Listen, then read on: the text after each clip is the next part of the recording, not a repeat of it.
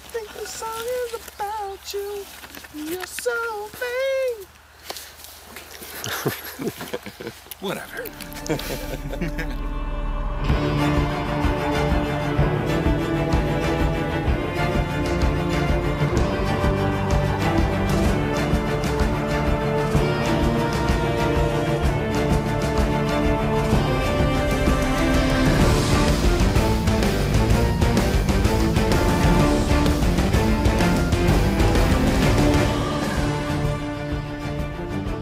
We are at the Edgecote Moor, or I guess it's called Danes Moor, by a bridge, which we actually have in the game.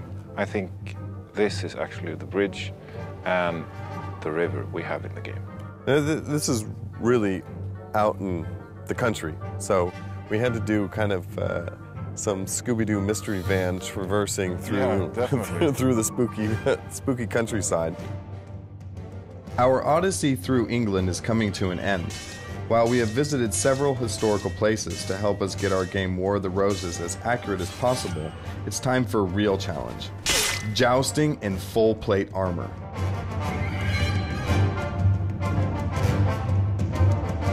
To start with, we're going to be looking down the line at our opponent, and when you're both ready, you're going to salute up in the air. So just go for the salute. Back down again, and then you're going to set off into canter, going in a straight line. So you set off into canter, left hand down, holding the reins, couch under your arm, elbow tucked in, hand underneath, so you've got control of the lance.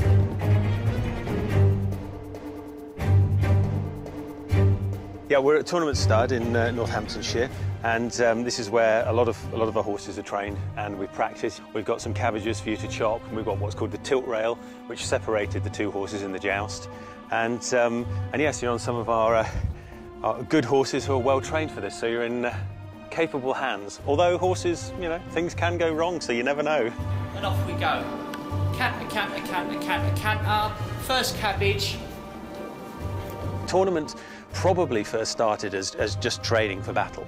And then obviously people thought, hey, this is quite good fun. We could turn this into a game, we could formalise it. And as it went through time, it became more and more formalised. And then you had the situation where tournaments were a little bit like having a kind of a party, in that you would invite your wealthy friends. You would show them how wealthy and influential you were by the number of people you invited, the kind of things you had on your horse, and the kind of host that you were. So it's a very social thing. It always remained training for battle. And in the War of the Roses, we've obviously got some people are doing tournaments in combat harness with a few modifications for the joust, but not much.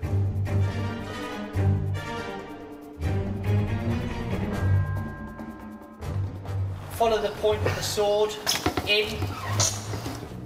But during the Wars of the Roses, wasn't that quite a brutal time period where there was a lot less chivalry and maybe even a lot less ransoming? And from what we've read, a lot of lords, you know, they lost their life. If they got captured, it was, this is the end of the road. We're putting your head on a spike. Yeah, well, because it's a civil war, yeah, then kind of rules get changed. You know, the rules of chivalry are an ideal to aspire to, but I would imagine that when it comes down to it, they kind of get forgotten quite a lot of the time. And I imagine lots of letters were written and people were reminded of being chivalrous, but if somebody's dead, they're dead. But yes, you're right. I mean, Towton was just a massive massacre. If you run away, your army's done, because then it becomes thousands of individuals. If you stay cohesive, you've got a chance. But the stress of standing in a line, seeing all these well-trained, heavily armed, screaming, shouting people on big horses coming towards you, you have to be well-trained to stand that. You really do. So it must have been an awe-inspiring sight. Absolutely awe-inspiring sight. Possibly the last one many people saw. How do you react to this? Yeah, I'm not sure. This is so awesome.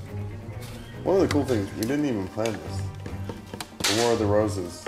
Yeah. It's deep-rooted in the British and the English culture. I hope you've enjoyed watching our trip to England as much as we did making it. We look forward to seeing you on the battlefields of War of the Roses coming October 2012. That's one dead French fighting cabbage.